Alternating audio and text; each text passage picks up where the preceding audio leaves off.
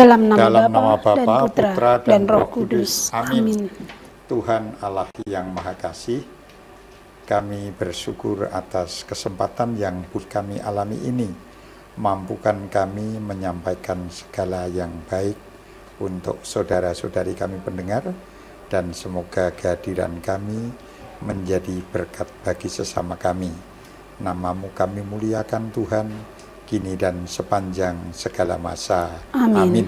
Dalam nama Bapa dan Putra dan Roh Kudus. Amin. Orang bijak dalam badai berdoa kepada Tuhan, bukan untuk keselamatan dari bahaya, tetapi pembebasan dari rasa takut. Pemirsa terkasih dalam Kristus, selamat siang dan selamat berjumpa kembali bersama saya, Teresia Ari Sukarni SAG. Dan kali ini tema pembahasan yang akan kita bicarakan bersama adalah menjadi Katolik yang militan. Dan pemirsa terkasih, sore atau siang hari ini telah hadir narasumber kita yang tidak asing lagi, yaitu Bapak C. Mujito. Beliau adalah tokoh agama Katolik sekaligus pengurus FKUB Kota Jambi. Selamat siang Bapak. Selamat siang, salam Apa sehat. kabar? Puji Tuhan, Sehat dan selalu. semangat. Iya, baik Bapak. Hari ini kita membahas tentang menjadi Katolik yang militan. Sesuai dengan tema hari ini sangat identik, sepertinya sering kita dengar. Istilah-istilah ini selalu digunakan di dalam kemiliteran, tentara, polisi, dan segala macam. Nah, sebenarnya apa yang menjadi latar belakang sehingga tema ini ingin disampaikan, yaitu menjadi Katolik yang militan? Silakan, monggo. Terima kasih. Memang biasanya kata militan pasti hubungannya dengan militansi. Iya. Ada sedikit arah ke sikap militer atau Polri, karena kedisiplinan yang ditanamkan di TNI Polri itu kan nyata jelas. Yeah. Sementara harapan mengapa menjadi orang militan, harapannya agar memang orang Katolik juga mempunyai sikap disiplin, disiplin dalam iman. Nah, disiplin dalam iman itu kan bisa dibukti nyatakan lewat tekun berdoa. Yeah. Tertib berdoa, rajin berdoa. Ada satu hari minimal 3 kali, yaitu jam 6 Angelus, jam 12 Angelus, lalu jam 18 Angelus, belum yang jam 3 ada doa kerahiman. Ya, maka betul.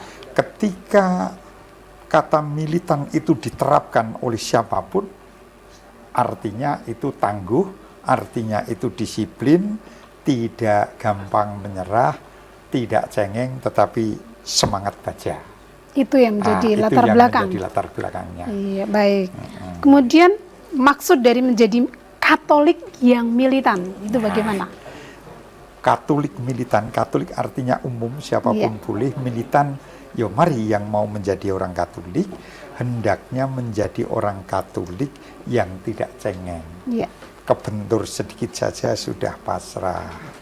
Lalu hujan sedikit gerimis saja mau ke gereja tidak jadi. Mau berdoa hanya karena mendung, aduh takut. Ini kan Katolik yang cengeng. Sementara tuntutannya menjadi orang Katolik militan adalah segala sesuatu bisa diselesaikan. Pasti ada cara. Maka selain semangat yang membaca juga dituntut kreativitas. Oh, musim hujan, selalu siap mantel di motor. Karena punya motor, yang punya mobil, puji Tuhan, hujan atau tidak ada masalah. Maka sebenarnya kata militan ini mau menuntut bahwa keseriusan, kesungguhan, tidak cengeng, tetapi mampu untuk menanggulangi segala macam yang ada demi tujuan yang baik.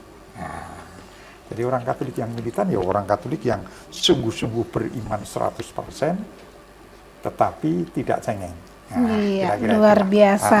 Ya, kemudian sebenarnya bagaimana sih karakter atau ciri-ciri dari Katolik yang militan? Nah, kita bisa melihat orang ini sebenarnya sudah militan atau belum. Nah, kita sering mengatakan seperti itu. Ciri-cirinya bagaimana? Baik, yang pertama pasti gigih. Ya. Yang kedua pantang menyerah, lalu tahan uji, ulet, kerja keras, Dan paling gampang dilihat adalah ketika orang itu diberi tugas apapun, siap melaksanakan. Tidak banyak alasan, nanti Bapak jadi pengurus yo, ketua lingkungan, waduh kami belum layak, kami belum ini, layaknya kapan? Nunggu tua ya kalau hidupnya sampai tua. Kalau masih muda, maaf, Tuhan memanggil, enggak jadi. Maka kata militansi, siap sedia ketika diberi tugas, bentuknya apapun. Entah itu penting, entah itu dianggap kurang penting, orang yang beriman Katolik militan pasti tidak menolak, siap menerima. Memang setelah menerima kadang ini kelemahan kita, yang sudah bisa ini, besok serai ini lagi, diberi tugas ini lagi, akhirnya numpuk-numpuk kepada seseorang, yang lain itu tadi karena belum militansi. Menolak ini, menolak itu. Nah, maka kami berharap memang setiap orang yang beragama apapun menjadi orang militan terhadap iman yang diimani atau yang dipercayai.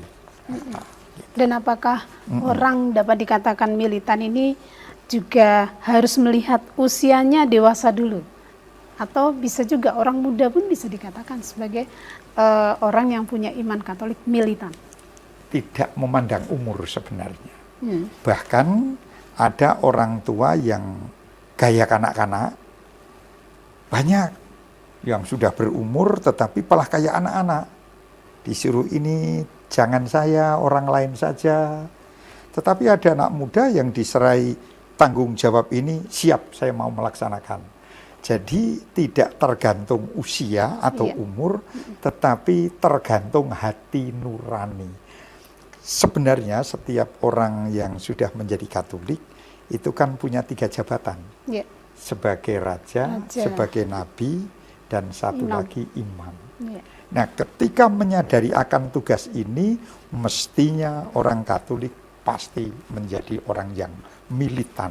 Dan akhirnya yang militansi tadi kelihatan sekali. Siap sedia diberi tugas dengan tanggung jawab, rendah hati, dan ketika pekerja tuntas, tidak tanggung-tanggung. Inilah orang militan, ciri khasnya itu. Gigih, diberi tugas tuntas sampai selesai, dan tidak banyak alasan. Ya, pokoknya siap. Begitulah ciri-cirinya. Maka tidak tergantung umur sekali lagi, tetapi dari hati terdalam. Dan bisa menciptakan kerjasama yang baik. Pasti orang yang militansi itu bisa merangkul semua saja, tidak memandang suku, agama, atau latar belakang, pendidikan, tetapi siapapun bisa. Ini kelihatan sekali. Orang yang militan nampak sekali. Tidak hanya sebenarnya umat biasa, para imam pun ada yang militan, ada yang kurang militan. Karena memang ini dari hati ya, dari hati. Imannya oke lah, dalam. Tetapi sikap militannya bagaimana? Betul gitu sekali. Luar biasa. Bapak, setelah kita berbicara tentang karakter atau ciri dari orang Katolik yang militan, bila kita kaitkan dengan bacaan Injil hari ini, dari Injil Matius bab 8 ayat 23 sampai 27, itu tentang Yesus menghardik angin dan danau, kemudian danau menjadi tenang. Secara iman apa maksudnya? Pertama, silakan. Sikap manusia itu memang ada rasa kekhawatiran, rasa ketakutan, dan was-was. Itu manusiawi. Ketika kita naik mobil, jangan-jangan nanti kecelakaan. Ketika naik kapal, jangan-jangan nanti bocor kapalnya atau ada ombak. Nah, Injil hari ini juga begitu. Para murid yang sudah dekat dengan Yesus, itu ketakutan ketika ada angin ribut, dan angin ribut itu mengenai kapal dia itu. Maka ketakutan kalau nanti dia kecelakaan sampai tenggelam. Baru dia sadar bahwa yang penumpang di antara yang di bawah itu adalah ada Yesus Sang Juru Selamat. Maka ketika dalam kondisi sudah terombang-ambing yang sangat mengkhawatirkan, dia baru sadar, waduh ini bahaya. Maka saya tak datang kepada Yesus yang sedang itu. Sebenarnya ini Yesus juga mau menguji orang itu percaya nggak dengan kami. Maka ketika disampaikan, Tuhan, Tuhan, ini terjadi angin ribut ini, kalian tidak percaya dengan aku.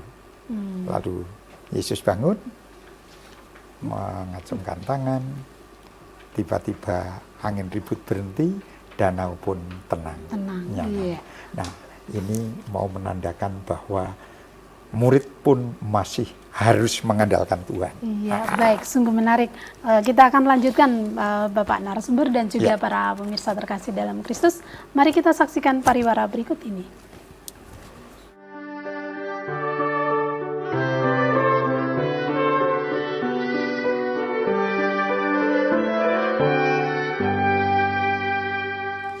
Pemirsa, mari kita lanjutkan perbincangan iman pada siang hari ini. Bapak, sungguh menarik, masih berkaitan dengan sumber kitab suci hari ini, betul. Yaitu dari Injil Matius bab 8 ayat 23 sampai 27. Monggo Bapak dapat menjelaskan kembali sebenarnya apa maksudnya Tuhan Yesus kok harus menghardik angin dan danau sehingga membuat angin dan danau itu menjadi tenang. Iya, silakan monggo. Baik. Jadi manusia itu ada rasa khawatir, ada rasa takut, itu adalah sekali lagi manusiawi sekali. Siapa yang tidak pernah khawatir dan tidak takut? Apalagi naik kapal didatangi atau terjadi angin ribut, gelombang yang besar, siapa tidak takut? Nah, tetapi ketika manusia itu dalam tim, di sini para murid pasti tidak hanya sendiri, betul. Para murid itu artinya tim, saling mengingatkan. Kita kondisi sudah sangat gawat ini. Apakah kita mau diem saja? Ada yang memberanikan diri, disuruh, bilang aja sama Tuhan Yesus. Artinya apa? Artinya bahwa manusia harus tetap mengandalkan Tuhan. Dan ketika manusia mengandalkan Tuhan, semuanya aman. Begitu juga dalam tim. Contoh kemarin di GA ada jambore remaka yang kurang lebih 500. Si Jambu. Jadi jambore remaka distrik Si Jambu. Singkot Jambi Bungo. Betul. Lalu ada rambutan. Simpang rambutan. Tebang rambutan itu tebu, bangko, simpang rambutan. Disingkat tebang rambutan. Pesertanya kurang lebih 500, dananya sekian banyak. Semula ya kami sebagai manusia, saya ditunjuk sebagai koordinator dana. Dari mana duit 300 juta? Teresia habis mengadakan kegiatan yang cukup besar. Tapi dengan tim yang bagus, baik yang di Teresia pembangunan gereja, kami yang Jambore Remaka, karena timnya itu kompak, bagus, dan sekali lagi yang diandalkan Tuhan, semua dapat diselesaikan dengan baik.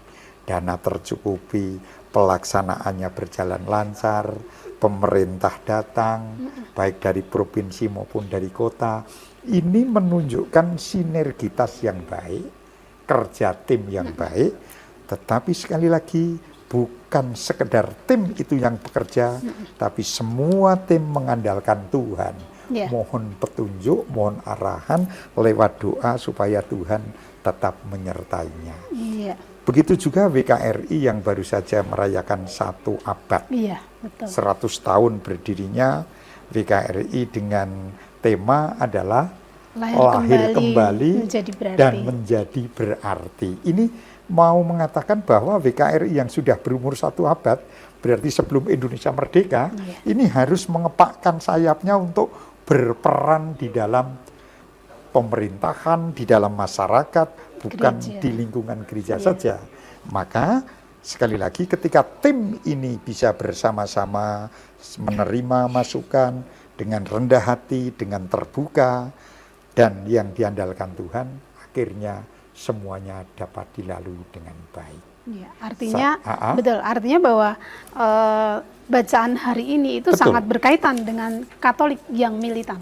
Sangat betul. Bahkan kemarin Hari Bayangkara 1 Juli, saya diundang baik waktu Zoom dengan Pak Kapolri di Kapolda, lalu tanggal 1-nya jam 8 kami upacara, dilanjutkan jam 9 syukuran, ada Ketua MUI, Ketua PWNU, dan lain sebagainya. Sungguh kami merasakan saya diterima, ada yang menyebut itu Haji Mujito. Nah, saking kompaknya, saking ininya. Nah, maka menjadi militan sesuai bacaan hari ini, kita memang tidak usah ragu jadi orang Katolik. Di Provinsi Jambi yang kita cintai ini sangat heterogen, yang penting bisa menempatkan diri. Kita rendah hati, tetapi juga harus menunjukkan jati diri. Iya, begitu, baik. ya, Terima ya. kasih. Kemudian sebagai umat Katolik, Baik. bagaimana kita harus bersikap dewasa secara iman bila kita akan disebut menjadi Katolik yang militan di tengah masyarakat? Sebenarnya gampang sekali. Karena memang kita hidup di masyarakat yang sangat heterogen. Iya. Baik dari suku, baik dari agama. Karena kan agama yang diakui saja ada 6. Iya. Bisa jadi di lingkungan masyarakat kita umumnya 3 atau 4. Mayoritas saudara kita Muslim, lalu Kristen Protestan, lalu kita Katolik, lalu di situ ada Buddha. Sebagian Buddha, sebagian Hindu. Kalau yang Hindu memang sedikit, tapi Konghucu juga sudah mulai banyak. Nah, maka ketika kita hadir di masyarakat, ya sudah, ketika gotong royong bersama-sama gotong royong. Ketika makan bersama, makan bersama. Sebelum makan pasti ada doa. Ya doa menurut keyakinan masing-masing. Itu sangat enak sekali. Yang penting kita hadir, kita ikut terlibat, dan kata kunci sesungguhnya, jangan apa yang kita dapat dari masyarakat, tapi apa yang bisa kita sumbangsikan kepada masyarakat. Bentuknya mungkin kecil, mungkin dalam rapat usul supaya lebih aman. Untuk ronda, kalau kita giliran kan yang kerja capek ngantuk. Ya udah, iuran partisipasi, mau 75.000, mau 50, mau apa, sesuai kemampuan. Ketika ide-ide yang sederhana itu juga berpartisipasi, itulah bentuk militan di masyarakat, apapun agamanya. Dan itu kami rasakan sungguh, ya. Kami di RT kami itu dijadikan katanya, ya penasihat sekaligus kalau ada yang Katolik ini itu Pak Mujitola. Ini kan tanda kita diterima. Mengapa kok diterima? Ya punya militan tadi. Begitu. Yang lain juga begitu, banyak tokoh-tokoh. Ada kepedulian. Kepedulian terhadap masyarakat sekitar. Baik. Iya, luar biasa. Iya. Nah, sebelum masuk kepada pesan-pesan iman, sedikit sebagai tokoh agama Katolik atau sebagai pengurus FKUB tentunya. Katekis ya. Untuk apalagi juga sebagai pengurus pendidikan. Betul, ya. Apa yang Bapak dapat terapkan untuk di dunia pendidikan dalam kaitannya dengan kekatolikan yang militansi ini? Baik. Terlebih mungkin untuk para guru atau para siswa. Ya. Yang pertama, saya barusan rapat tadi dari jam 8, membuka rapat di SMP Safirus 1, 1 jam, lalu 1,5 jam di SMA Safirus 1, lalu saya pindah ke Telane, SMP, SMA, Safirus 2. Saya hanya pesan kepada Bapak Ibu guru dan karyawan. Tolong jadilah guru yang menjadi panutan, menjadi teladan, menjadi contoh. Tidak susah. Apa yang Bapak Ibu katakan, jalankan dengan dasar satu. Kita mencintai pekerjaan, bekerja dengan rendah hati, tetapi juga selalu berinovasi tiada henti, sekaligus ketika kerja itu tuntas. Cintailah pekerjaan sesuai dengan tugas kita masing-masing. Karena ketika kita bekerja tidak mencintai pekerjaan, itu menjadi menderita, menjadi penyakit. Tetapi ketika kita mencintai pekerjaan, seberat apapun menjadi ringan. Karena ya sudah, kita cinta sama pekerjaan itu. Maka saya terapkan kepada guru, jangan pernah guru nyuruh disiplin, tetapi Pak Guru tidak disiplin. Jangan menyuruh anak untuk tertib ketika Bapak belum tertib. Lakukan saja kedisiplinan, ketertiban, rendah hati, dan semangat bekerja, murid pasti akan nyontoh. Maka yang terpenting adalah teladan. Begitu juga sebagai orang tua di rumah, nyuruh anaknya doa malam sebelum tidur, setelah bangun tidur, tapi kita tidak memberi contoh, ya tidak berlaku. Tetapi tanpa menyuruh, kita melakukan, yakinlah, tidak usah nyuruh pun dia akan mengikuti. Tuturi handayani. Iya, luar biasa Bapak dan juga para pemirsa terkasih dalam Kristus. Mari kita saksikan pariwara berikut ini.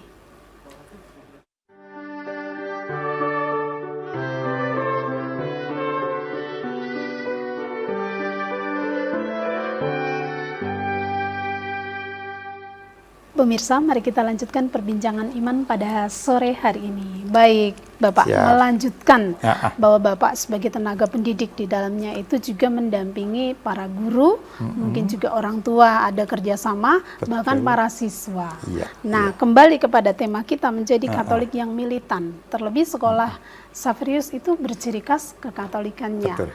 Kita menjadi tenaga adalah tenaga-tenaga yang berasal dari keimanannya secara Katolik. Nah, bagaimana di dalam penerapannya sebagai pesan-pesan iman kaitannya dengan menjadi Katolik yang militan? Silakan. Baik, yang pertama, Yayasan Xaverius adalah yayasan milik Keuskupan Agung Palembang. Iya. Yang di Jambi ini ada TK SD Xaverius II di Jolotung, Iya. SMP SMA Xaverius I di Palmerah, Iya. SMP SMA Xaverius II di Telane, Iya. lalu TK SD SMP di Kuala Tungkal, Iya. dan baru merintis membuka tahun kemarin TK SD Xaverius Simpang Rambutan. Iya. Puji Tuhan, semua berjalan dengan baik. Nah, maka di dalam rangka untuk membentuk Katolik yang militan, berawal dari para guru, Iya. kami minta sungguh menjadi teladan, menjadi contoh nyata kepada murid-muridnya. Maka selain ada yang namanya misa rutin Jumat pertama, hari-hari besar agama selalu diperingati, tetapi juga ada kegiatan-kegiatan seperti rekoleksi. Iya. Lalu selain itu kegiatan APP, lalu kegiatan Advent.